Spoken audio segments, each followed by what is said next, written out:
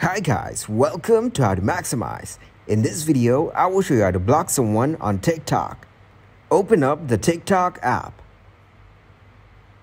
Open the profile of the person you want to block. In order to block a user, tap on this arrow. Then tap on three dots on the top right corner. Then select block. It says that after you block the user, they will not be able to send you messages, see your post, or find your profile. To continue, tap on the block button. By doing this, you can block the user. Go to Inbox. Open up the conversation with the user you want to block. Click on three dots on the top right corner. Tap on Block.